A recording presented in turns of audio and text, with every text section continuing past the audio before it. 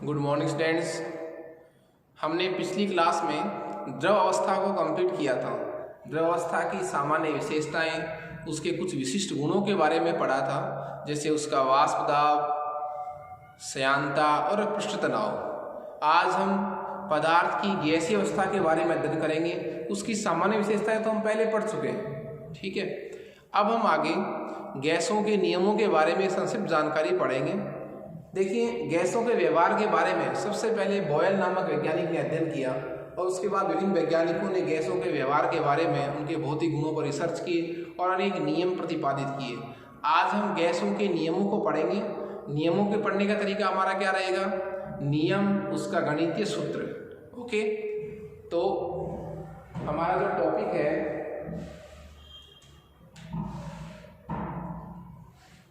वो है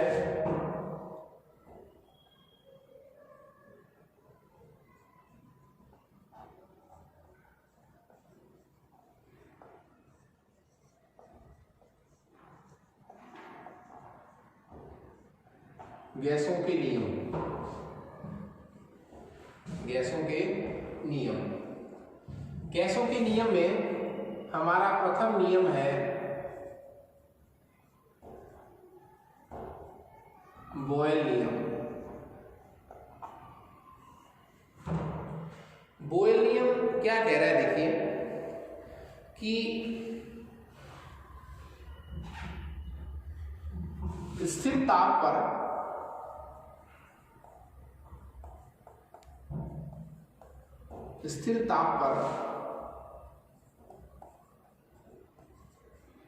गैस की निश्चित मात्रा का, स्थिर ताप पर गैस की निश्चित मात्रा का जो दाब है, जिसको मैं किससे रिप्रेजेंट करूंगा? P से रिप्रेजेंट करूंगा। स्थिर ताप पर गैस की निश्चित मात्रा का जो दाब P है वो गैस के क्या आयतन V के व्युत्क्रमानुपाती होता है। स्थिर ताप पर गैस की निश्चित मात्रा का जो दाब P है वो गैस के आयतन V के क्या होता है? व्युत्क्रमानुपाती होता है। देखिए, गैस की निश्चित मात्रा को मैं ये भी कह सकता हूं, गैस के निश्चित मोलों की संख्या क्या? N। बात एक ही है, मोल मात्रा को प्रदर्शित करते हैं। तो मेरे कहने का मतलब क्या हुआ? ताप स्थिर है, निश्चित है, और मात्रा मोल निश्चित है। तो मैं कह सकता हूं स्थिर ताप तथा N के लिए जो P है वो व्युत्क्रमानुपाती है V के। P जो है वो व्युत्क्रमानुपाती किसके है? V के। तो फिर P बराबर नियतांक आया K1/V। तो मैं इसको ऐसे भी कह सकता हूं कि PV बराबर K। मतलब क्या हुआ? देखिए, बॉयल के नियम को मैं दो तरीके से कह सकता हूं। एक तरीका तो क्या हो जाएगा कि स्थिर ताप पर गैस की निश्चित मात्रा का जो दाब P है वो गैस के आयतन V के व्युत्क्रमानुपाती होता है। गैस के आयतन V के क्या होता है? व्युत्क्रमानुपाती। तो P व्युत्क्रमानुपाती V, ठीक है। समानुपाती का साइन हट गया, नियतांक K आया, समानुपाती नियतांक। इसको मैं अरेंज करूं तो PV बराबर K। मतलब गैस का दाब और गैस के आयतन का जो गुणनफल है वो नियत होता है। तो यहां से भी मैं बॉयल का नियम क्या कह सकता हूं कि स्थिर ताप पर किसी गैस की निश्चित मात्रा का दाब और उस गैस के आयतन का जो गुणनफल है वो नियत रहता है। ओके, जब P और V का K है तो देखिए मैं ये भी कह सकता हूं कि P1 V1 बराबर है P2 V2 के। P1 V1 का जो मल्टीपल है उतना आएगा जितना किसका आएगा P2 और V2 का। तो इसको चेंज भी कर सकते हैं अपन। क्या चेंज करें? देखिए P1 इसको नीचे ले आए आप P2 और V2 इसको आप इधर ले आए V1। ये एक फॉर्मूला और आ गया आपके लिए बॉयल के नियम का एक अन्य उदाहरण। क्या? P1 upon P2 V2 upon V1। इन्हीं दो गैसों के लिए अपन तुलनात्मक संबंध ज्ञात कर सकते हैं। देखिए जो बॉयल का नियम है वो स्थिर ताप पर है। किसके मध्य संबंध बताता है? गैस के दाब और गैस के आयतन के मध्य क्या बता रहा है? संबंध बता रहा है। स्थिर ताप पर दाब P और आयतन V के मध्य क्या बता रहा है? संबंध बता रहा है। इसीलिए बॉयल के नियम का एक नाम और भी होता है और वो नाम क्या है? ये संबंध किसके बीच बता रहा है? दाब और आयतन के मध्य। इसलिए नाम क्या हो गया इसका? दाब आयतन संबंध। दाब आयतन संबंधी मैं इसको कह सकता।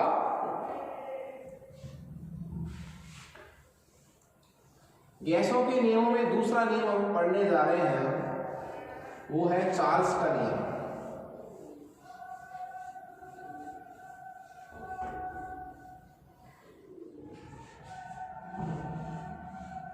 चार्ल्स का नियम जो है वो ताप और आयतन के मध्य संबंध को व्यक्त करता है, स्थिर दाब पर परिभाषित करता है।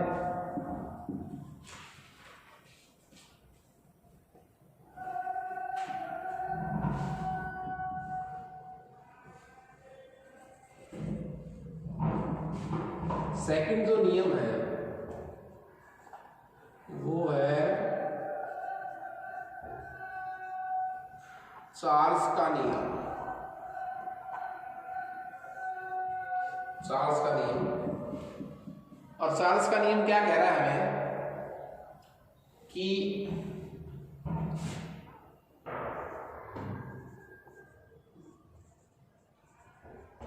स्थिर दाब पर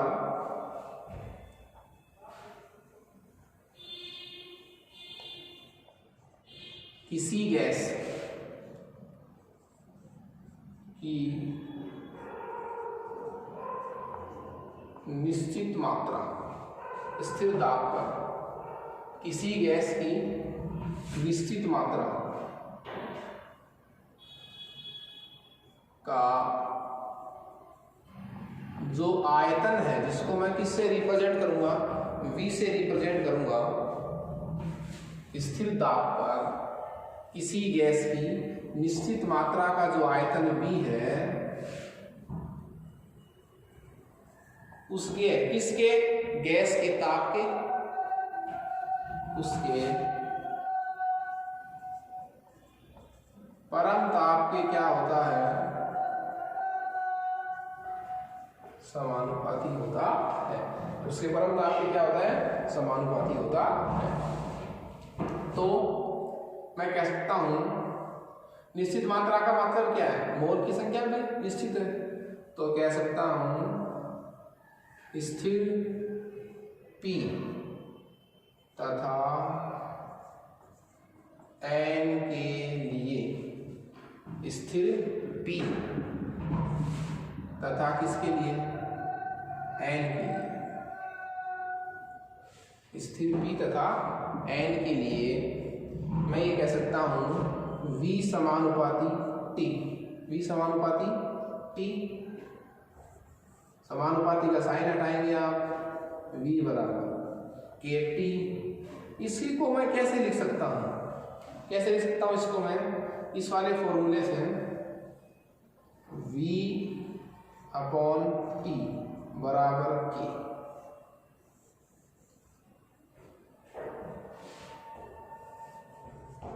V अपॉन T बराबर K कि आयतन और ताप का जो अनुपात है वो नियत है। ठीक है, तो देखिए तो यहाँ से फिर मैं ये कह सकता हूँ, एक सूत्र तो ये आ गया, क्या, स्थिर दाब पर किसी गैस की निश्चित मात्रा का जो आयतन है V, वो उसके परम ताप के क्या होता है, समानुपाती। तो परम ताप किसका अनुपाती होगा, तो क्या लिखूंगा, V समानुपाती T। समानुपाती का मैं क्या हटा रहा हूँ, साइन, तो V बराबर K डॉट T, V बराबर K डॉट T, ठीक है। अब V बराबर K डॉट T है साहब,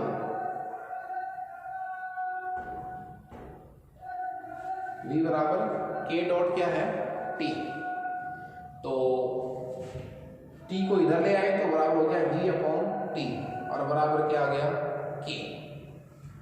सुनिए, जब V अपॉन T नियत है, इसका मतलब स्थिर दाब पर किसी निश्चित मात्रा की गैस का जो आयतन और उसका जो परम ताप, उसका अनुपात क्या होता है, नियत। तो फिर मैं ये सूत्र भी लिख सकता हूं, क्या, कि V और T का अनुपात एक ही है। तो अब चाहे V1 अपॉन T1 का वही उत्तर आएगा, वही आंसर आएगा जो V2 अपॉन T2 का आएगा, ये सब नियत ही रहेंगे। तो यहां से एक सूत्र आ गया न्यूमेरिकल के लिए, V1 upon T1, V2 upon T2। यहां तक कोई दिक्कत नहीं है। उसके बाद हम गैस के नियमों में थर्ड नियम पढ़ने जा रहे हैं, और वो है गैलुसेक का नियम।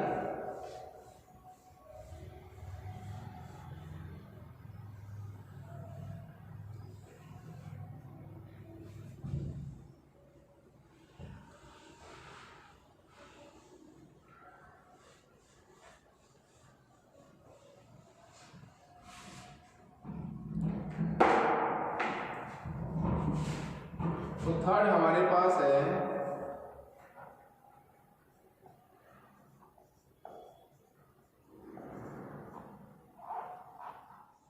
गैलुसेक का नियम।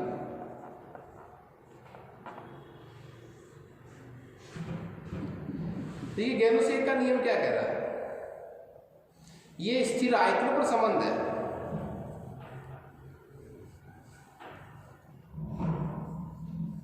ये क्या कह रहा है, स्थिर आयतन पर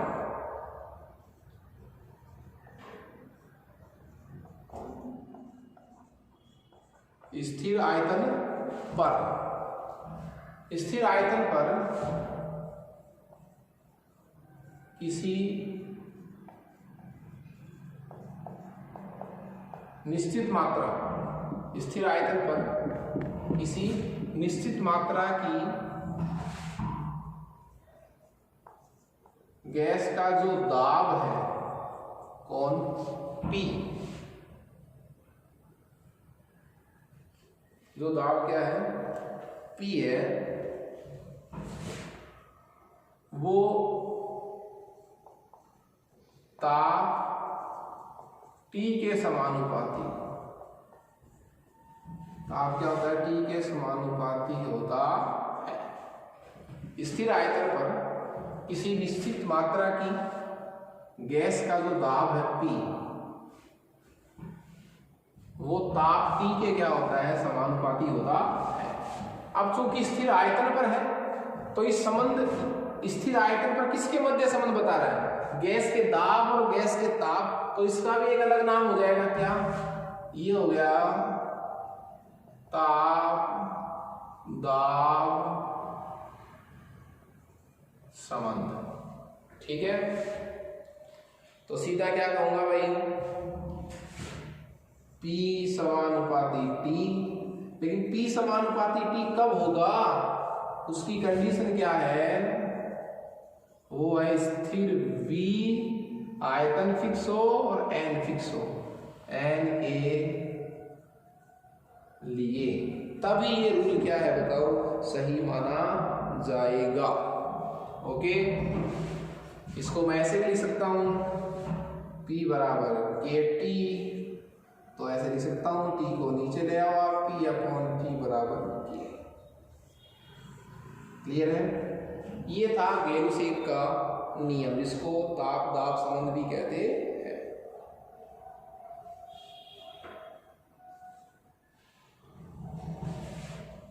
नेक्स्ट हमारा जो नियम है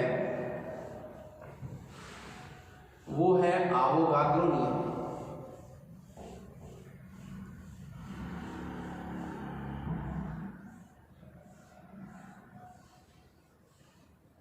आवोगाद्रो नियम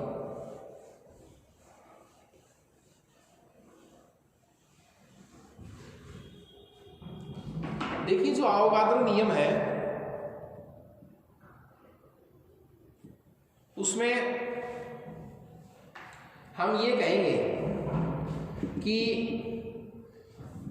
समान ताप और दाब पर, या ताप व दाब की समान परिस्थिति में, ऐसे कह दीजिए आप, ताप व दाब की समान परिस्थिति में और समान आयतन वाली गैसों में समान संख्या में अणु होते हैं। तो मैं क्या कहूंगा, गैसों के नियम में हमारा जो फोर्थ नियम है वो है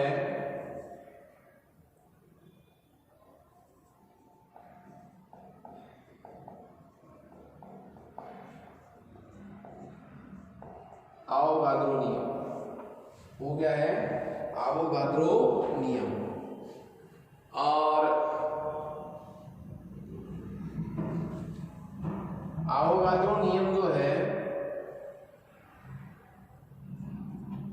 वो कह रहा है कि समान ताप तथा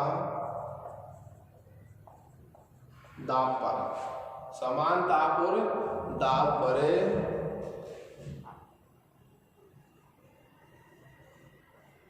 सभी गैसों के, गैस चाहे कोई सी हो, सभी गैसों के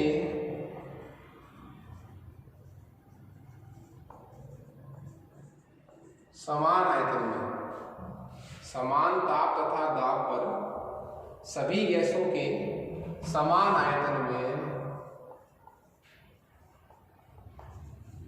अणुओं की संख्या भी समान होती है। समान ताप तथा दाब पर सभी गैसों के समान आयतन में अणुओं की संख्या भी क्या होती है? बताओ, समान होती है। इसलिए इसको क्या कहते हैं? देखो, इसको कहते हैं आयतन मात्रा संबंध। आयतन मात्रा संबंध कहते हैं साहब। तो समान आयतन अणु की संख्या, ये लीजिए V समानुपाती N। N क्या है? यहाँ पर मोलों की संख्या है साहब। तो V बराबर क्या हो जाएगा? K dot N। यहाँ N क्या है? N है यहाँ पर, और वो है मोलों की संख्या। N यहाँ पर क्या है? मोलों की संख्या। तो N मोलों की संख्या। इस नियम का एक तरीका और भी है साहब। एक मोल गैस में अणुओं की जो संख्या है, एक मोल गैस में, एक मोल गैस में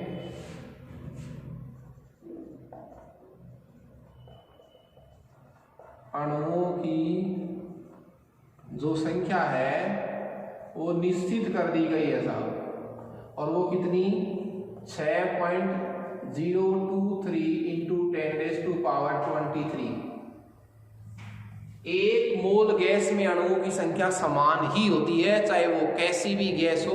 किसी भी गैस का यदि एक मोल है तो उसमें गैस के अणुओं की जो संख्या है वो कितनी है? 6.023 ये अणु है उसमें। और इस संख्या का एक नाम दिया गया, और वो नाम क्या दिया गया? आवोगाद्रो संख्या। नाम क्या दिया गया? आवोगाद्रो संख्या। और इसका प्रतीक जो दिया गया वो नंबर क्या दिया गया? Avogadro number, Na। ठीक है, किसी भी गैस के एक मोल में अणुओं की संख्या जो है वो समान होती है। तो ये कुछ गैसों के सामान्य नियम थे जिनको हमने पढ़ा है। जैसे जो गैस के नियम हैं इनमें जो हमने पढ़े हैं कि बॉयल नियम है, चार्ल्स नियम है, और इसके बाद इसमें आपके पास आ गए हैं जैसे गेलुसेक का नियम है, गेलुसेक का नियम है। तो ये जो नियम है, इन नियमों में आधार पर हम गैसों के लिए आदर्श गैस समीकरण जो है वो बना सकते हैं। तो ये जो नियम हम पढ़ रहे हैं, इन सभी नियमों को मिस करके हम आदर्श गैस समीकरण को व्युत्पन्न करेंगे। ओके,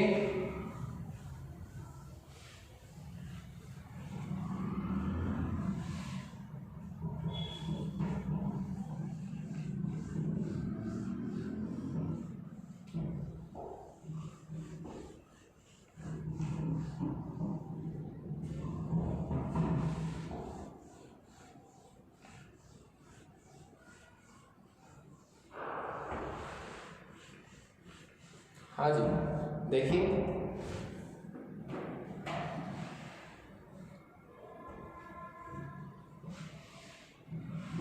हम व्युत्पन्न कर रहे हैं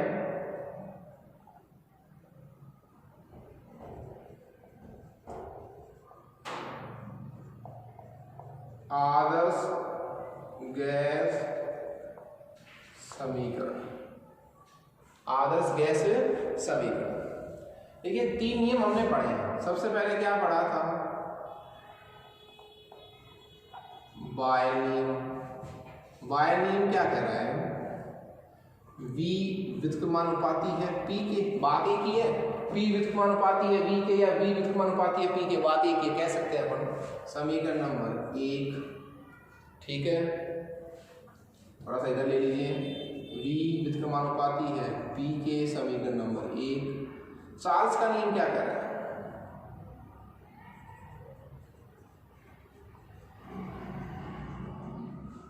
चार्ल्स का नियम क्या कह रहा है कि V समानुपाती T, समीकरण नंबर 2, और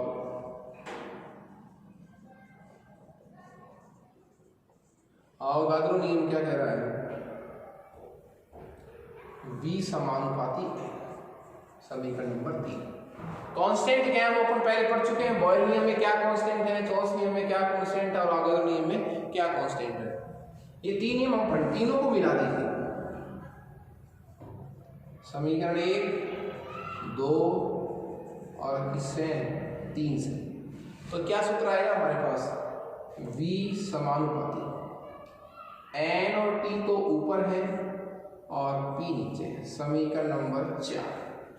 ये आया हमारे पास तीनों नियमों को मिलाने से। ठीक है, समानुपाती का साइन हटाओ आप। V बराबर नियतांक लाए R, नियतांक क्या लाए? R। ठीक है, तो NT/P, समीकरण नंबर 5। इसको रीअरेंज किया तो देखिए P को इधर ले गए, NRT, समीकरण नंबर 6। और जो समीकरण नंबर 6 है वो ही क्या है? गैसों के लिए आदर्श गैस समीकरण, आदर्श गैस समीकरण। इसमें क्या क्या है वो अपन देख सकते हैं।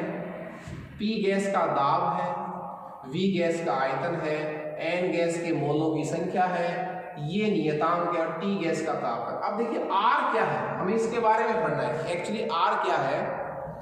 R गैस नियतांक का एक समानुपाती स्थिरांक है जिसको सार्वत्रिक गैस नियतांक कहते हैं। इसका फॉर्मूला यदि अपन पढ़े तो R बराबर क्या हो जाएगा? PV बटा NT। ये R का फॉर्मूला हो जाएगा, PV बराबर NT। इसके कुछ मात्रक हमारे पास है,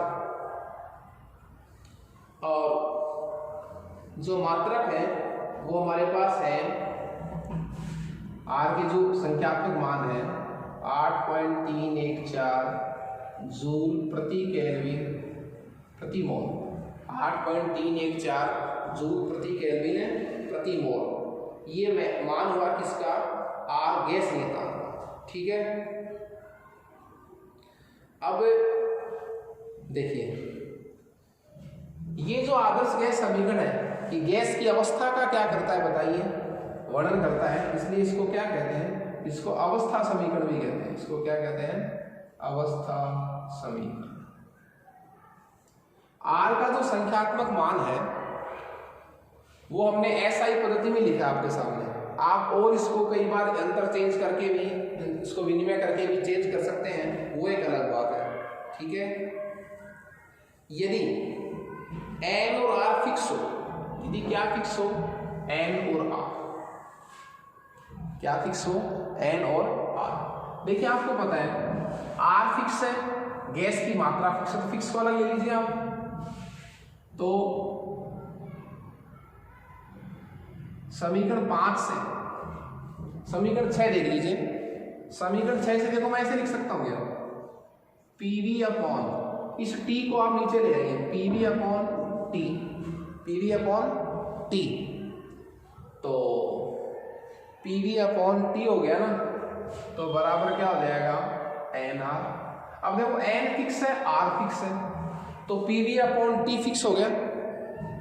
ठीक है, ये नियत हो गया दोनों।